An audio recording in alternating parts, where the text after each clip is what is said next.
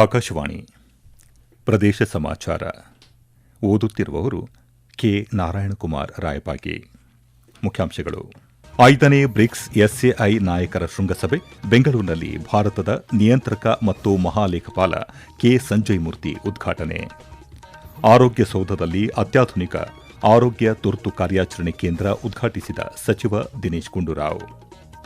ಆಕಾಶವಾಣಿಯ 90 ವರ್ಷಗಳ ಸಂಭ್ರಮಾಚರಣೆಯ ಅಂಗವಾಗಿ ನಾಳೆ ಬೆಂಗಳೂರಿನಲ್ಲಿ ವಾಕಥಾನ್ 2026 ಆಯೋಜನೆ. ಬ್ಯಾಂಕ್ ಸಾಲದ ಕಠಿಣ ನಿಯಮಗಳ ವಿರುದ್ಧ ರಾಜ್ಯ ರೈತ ಸಂಘಟನೆಗಳ ಒಕ್ಕೂಟ ಅಸಮಾಧಾನ, ಆರ್ಬಿಐಗೆ ಮನವಿ ಸಲ್ಲಿಕೆ. ಭಾರತದ ಅಧ್ಯಕ್ಷತೆಯಲ್ಲಿ ನಗರ ಸಂಚಾರ ವ್ಯವಸ್ಥೆಯ ಮೇಲೆ ಗಮನದೊಂದಿಗೆ ಜೀವನ ಸುಗಮತೆ ಎಂಬ ಆಶಯದೊಂದಿಗೆ ಬೆಂಗಳೂರಿನಲ್ಲಿ ಆಯೋಜಿಸಲಾಗಿರುವ 5ನೇ BRICS supreme audit institution SAI ನಾಯಕರ ಶೃಂಗಸಭೆಯನ್ನು ಇಂದು ಭಾರತದ ನಿಯಂತ್ರಕರು ಮತ್ತು ಮಹಾಲೇಖಪಾಲರಾದ ಕೆ ಸಂಜಯ್ ಮೂರ್ತಿ ಉದ್ಘಾಟಿಸಿದರು. ಈ ಸಮಾವೇಶದಲ್ಲಿ ಬ್ರೆಜಿಲ್, ರಷ್ಯಾ, ಚೀನಾ, ದಕ್ಷಿಣ ಆಫ್ರಿಕಾ ಸೇರಿದಂತೆ 9 ಸದಸ್ಯ ರಾಷ್ಟಗಳ 42 ಪ್ರತಿನಿಧಿಗಳು ಭಾಗವಹಿಸಿದ್ದು, ವೇಗವಾಗಿ ಬೆಳೆಯುತ್ತಿರುವ ನಗರ ಪ್ರದೇಶಗಳಲ್ಲಿನ ಸಾರಿಗೆ, ವಸತಿ ಮತ್ತು ಸುಸ್ಥಿರ ಅಭಿವೃದ್ಧಿಯ ಸವಾಲುಗಳನ್ನು ಎದುರಿಸುವಲ್ಲಿ ಲೆಕ್ಕ ಪರಿಶೋಧನಾ ಸಂಸ್ಥೆಗಳ ಪಾತ್ರದ ಕುರಿತು ಚಿಂತನ ಮಂಥನ ನಡೆಸುತ್ತಿದ್ದಾರೆ. 2 ದಿನಗಳ ಈ ಸಭೆಯಲ್ಲಿ ದತ್ತಾಂಶ ಆಧಾರಿತ ಲೆಕ್ಕ ಪರಿಶೋಧನೆ, ಆಧುನಿಕ ತಂತ್ರಜ್ಞಾನದ ಬಳಕೆ ಹಾಗೂ ನಾಗರಿಕ ಕೇಂದ್ರಿತ ಮೌಲ್ಯಮಾಪನ ವಿಧಾನಗಳ ಕುರಿತು ವಿವಿಧ ರಾಷ್ಟಗಳ ತಜ್ಞರು ವಿಚಾರ ಮಂಡಿಸುತ್ತಿದ್ದಾರೆ. ಸಮಾವೇಶವು ನಾಳೆ ಬೆಂಗಳೂರು ಘೋಷಣಾ ಪತ್ರ ಹಾಗೂ ಮುಂದಿನ 2 ವರ್ಷಗಳ ಕಾರ್ಯಯೋಜನೆಯನ್ನು ಅಂಗೀಕರಿಸುವುದರೊಂದಿಗೆ ಮುಕ್ತಾಯಗೊಳ್ಳಲಿದೆ. ರಾಜ್ಯದ ಆರೋಗ್ಯ ಕ್ಷೇತ್ರದಲ್ಲಿ ಮಹತ್ವದ ಹೆಜ್ಜೆಯಾಗಿ ಬೆಂಗಳೂರಿನ ಆರೋಗ್ಯ ಸೌಧದಲ್ಲಿ ಅತ್ಯಾಧುನಿಕ ಆರೋಗ್ಯ ತುರ್ತು ಕಾರ್ಯಾಚರಣೆ ಕೇಂದ್ರವನ್ನು ಆರೋಗ್ಯ ಸಚಿವ ದಿನೇಶ್ ಗುಂಡೂರಾವ್ ಇಂದು ಉದ್ಘಾಟಿಸಿದರು. ಈ ಕೇಂದ್ರವು ರಾಜ್ಯಾದ್ಯಂತ ಸಂಭವಿಸುವ ಆರೋಗ್ಯ ತುರ್ತು ಪರಿಸ್ಥಿತಿಗಳು, ಸಾಂಕ್ರಾಮಿಕ ರೋಗಗಳು ಮತ್ತು ನೈಸರ್ಗಿಕ ವಿಕೋಪಗಳ ಸಂದರ್ಭದಲ್ಲಿ ಸಮನ್ವಯ ಸಾಧಿಸುವ ಕೇಂದ್ರವಾಗಿ ಕಾರ್ಯನಿರ್ವಹಿಸಲಿದೆ. ದಿನದ 24 ಗಂಟೆಯೂ ನಿರಂತರ ಕಣ್ಗಾವಲು ವ್ಯವಸ್ಥೆ ಮತ್ತು ಸಮಗ್ರ ಸಂವಹನ ಮೂಲಸೌಕರ್ಯವನ್ನು ಹೊಂದಿರುವ ಈ ಕೇಂದ್ರ ತುರ್ತು ಸಂದರ್ಭಗಳಲ್ಲಿ ತ್ವರಿತ ನಿರ್ಧಾರ ಕೈಗೊಳ್ಳಲು ನೆರವಾಗಲಿದೆ.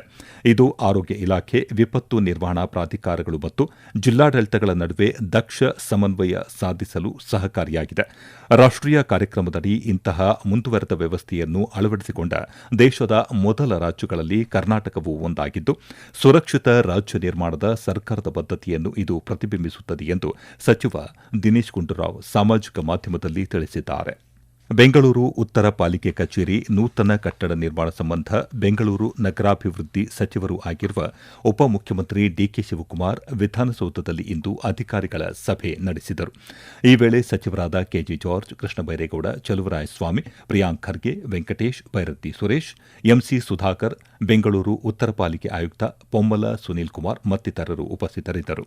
ಬಳಿಕ ಸುದ್ದಿಗಾರರೊಂದಿಗೆ ಮಾತನಾಡಿದ ಉಪಮುಖ್ಯಮಂತ್ರಿ, ಬೆಂಗಳೂರು ಉತ್ತರ ಪಾಲಿಕೆ ಕಚೇರಿ ನೂತನ ಕಟ್ಟಡ ನಿರ್ಮಾಣಕ್ಕೆ ಸ್ಥಳದ ಕುರಿತು ಸಚಿವರು ಹಾಗೂ ಅಧಿಕಾರಿಗಳ ಪ್ರಸ್ತಾವನೆ ಹಾಗೂ ಅಭಿಪ್ರಾಯಗಳನ್ನು ಸ್ವೀಕರಿಸಿದ್ದು, ಆಯಾ ಸ್ಥಳಗಳಿಗೆ ಭೇಟಿ ನೀಡಿ ಪರಿಶೀಲನೆ ನಡೆಸಿ ಸೂಕ್ತ ನಿರ್ಧಾರ ಕೈಗೊಳ್ಳಲಾಗುವುದು ಎಂದು ತಿಳಿಸಿದರು.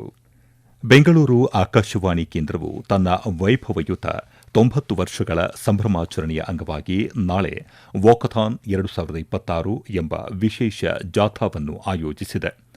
90 ವರ್ಷಗಳ ಸಾರ್ಥಕ ಧ್ವನಿ, ಸಂಸ್ಕೃತಿ ಹಾಗೂ ಸದಭಿರುಚಿಯ ಸಂಪರ್ಕ ಸೇತು ಎಂಬ ಘೋಷವಾಕ್ಯದೊಂದಿಗೆ ನಡೆಯಲಿರುವ ಈ ಜಾಥಾ ಬೆಳಗ್ಗೆ 6:30ಕ್ಕೆ ಬೆಂಗಳೂರಿನ ರಾಜಭವನ ರಸ್ತೆಯಲ್ಲಿರುವ ಆಕಾಶವಾಣಿ ಕೇಂದ್ರದಿಂದ ಪ್ರಾರಂಭವಾಗಲಿದೆ. ಈ ನಡಿಗೆಯು ಕಬ್ಬನ್ ಪಾರ್ಕ್ ಮೂಲಕ ವಿಧಾನಸೌಧದ ಮಾರ್ಗವಾಗಿ ಸಾಗಲಿದೆ.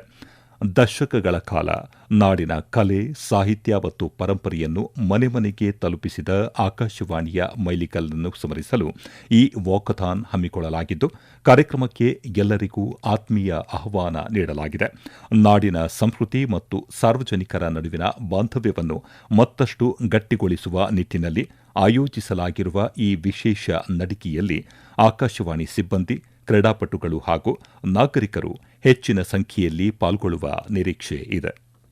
ಭಾರತದ ಸರ್ವೋಚ್ಚ ನ್ಯಾಯಾಲಯದಲ್ಲಿ ಬಾಕಿ ಇರುವ ಪ್ರಕರಣಗಳನ್ನು ಸೌಹಾರ್ದಯುತವಾಗಿ ಇತ್ಯರ್ಥಪಡಿಸಿಕೊಳ್ಳಲು ಭಾರತದ ಸರ್ವೋಚ್ಚ ನ್ಯಾಯಾಲಯ ಸಮಾಧಾನ ಸಮಾರೋಹ 2026 ಎಂಬ ವಿಶೇಷ ಲೋಕ ಅದಾಲತ್ನ್ನು ಆಗಸ್ಟ್ 21, 22 ಮತ್ತು 23ರಂದು 3 ದಿನಗಳ ಕಾಲ ಹಮ್ಮಿಕೊಂಡಿದೆ ಎಂದು ಕರ್ನಾಟಕ ಉಚ್ಚ ನ್ಯಾಯಾಲಯದ ನ್ಯಾಯಮೂರ್ತಿಗಳು ಹಾಗೂ ಕರ್ನಾಟಕ ರಾಜ್ಯ ಕಾನೂನು ಸೇವೆಗಳ ಪ್ರಾಧಿಕಾರದ ಕಾರ್ಯನಿರ್ವಾಹಕ ಅಧ್ಯಕ್ಷ ಅನು ಶಿವರಾಮನ್ ತಿಳಿಸಿದ್ದಾರೆ. ಉಚ್ಚ ನ್ಯಾಯಾಲಯದಲ್ಲಿ ಹಮ್ಮಿಕೊಂಡಿದ್ದ ಸುದ್ದಿಗೋಷ್ಠಿಯನ್ನುದ್ದೇಶಿಸಿ ಮಾತನಾಡಿದ ಅವರು, ಸುಪ್ರೀಂ ಕೋರ್ಟ್ ಪ್ರಥಮ ಬಾರಿಗೆ ಕರ್ನಾಟಕ ರಾಜ್ಯಕ್ಕೆ ಸಂಬಂಧಿಸಿದ ಒಟ್ಟು 4,328 ವಿಚಾರಣೆಗೆ ಬಾಕಿ ಇರುವ ಪ್ರಕರಣಗಳನ್ನು ಸಂಧಾನಕ್ಕಾಗಿ ಗುರುತಿಸಿ ಈ ವಿಶೇಷ ಲೋಕ ಅದಾಲತ್ ಆಯೋಜಿಸಿದ್ದು, ಆಸಕ್ತಿ ಉಳ್ಳವರು ಸುಪ್ರೀಂ ಕೋರ್ಟ್ನಲ್ಲಿ ಬಾಕಿ ಇರುವ ತಮ್ಮ ವ್ಯಾಜ್ಯಗಳನ್ನು ಪರಿಹರಿಸಿಕೊಳ್ಳಲು ನೋಂದಣಿಗೆ ಸಹ ಅವಕಾಶ ಕಲ್ಪಿಸಲಾಗಿದೆ ಎಂದರು.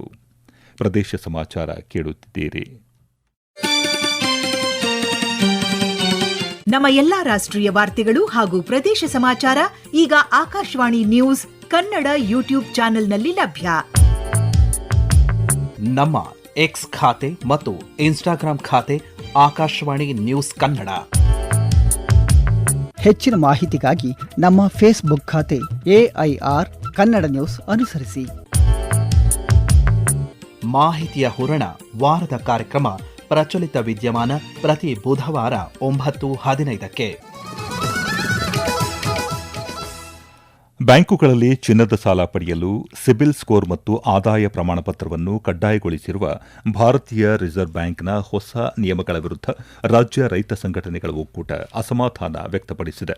ಒಕ್ಕೂಟದ ರಾಜ್ಯಾಧ್ಯಕ್ಷ ಕುರುಬೂರು ಶಾಂತಕುಮಾರ್ ನೇತೃತ್ವದ ನಿಯೋಗ ಬೆಂಗಳೂರಿನ ಆರ್ಬಿಐ ಕಚೇರಿಯಲ್ಲಿ ಅಧಿಕಾರಿಗಳೊಂದಿಗೆ ಸುದೀರ್ಘ ಸಭೆ ನಡೆಸಿ ಈ ರೈತ ವಿರೋಧಿ ಕ್ರಮಗಳನ್ನು ಕೂಡಲೇ ರದ್ದುಗೊಳಿಸುವಂತೆ ಒತ್ತಾಯಿಸಿ ಮನವಿ ಸಲ್ಲಿಸಿತು.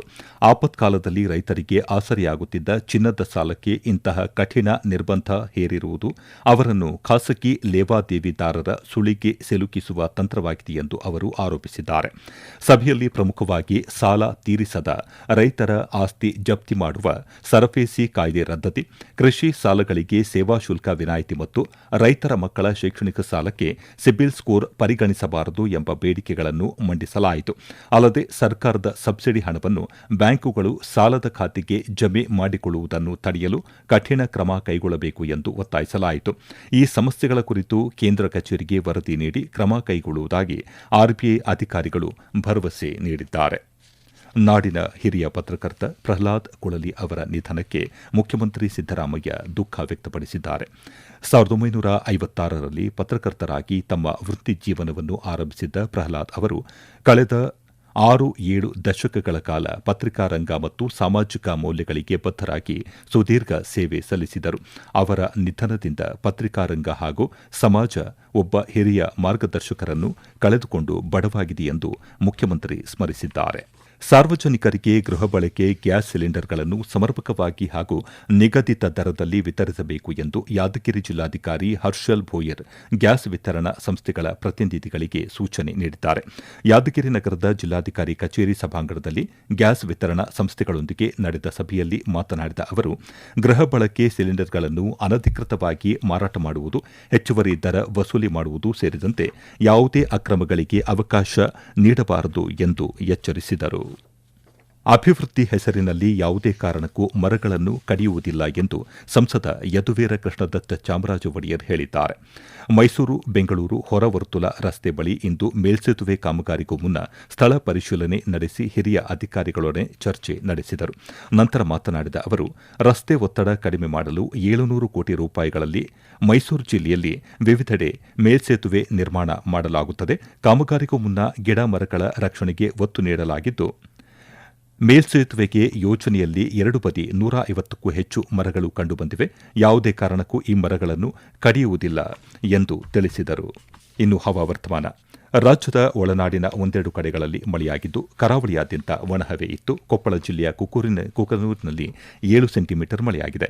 ಉಳಿದಂತೆ ಪ್ರಮುಖವಾಗಿ ಯಾದಗಿರಿ ಜಿಲ್ಲೆಯ ಗುರುಮಿಠಕಲ್ನಲ್ಲಿ 5 ಹಾಗೂ ಮೈಸೂರಿನ ಸರಗೂರಿನಲ್ಲಿ 4 ಸೆಂಟಿಮೀಟರ್ ಮಳೆಯಾಗಿದೆ. ಮುಂದಿನ 24 ಗಂಟೆಗಳಲ್ಲಿ ಬೆಂಗಳೂರು ಸುತ್ತಮುತ್ತ ಭಾಗಶಃ ಮೋಡಕವಿದ ವಾತಾವರಣ, ಕೆಲವೆಡೆ ಹಗುರದಿಂದ ಸಾಧಾರಣ ಗುಡುಗು ಸಹಿತ ಮಳೆ ಸಾಧ್ಯತೆ. ಗರಿಷ್ಠ 33, ಕನಿಷ್ಠ 23 ಡಿಗ್ರಿ ಸೆಲ್ಸಿಯಸ್ ತಾಪಮಾನ ಸಂಭವ. ಕೊನೆಯಲ್ಲಿ ಮತ್ತೊಮ್ಮೆ ಮುಖ್ಯಾಂಶಗಳು.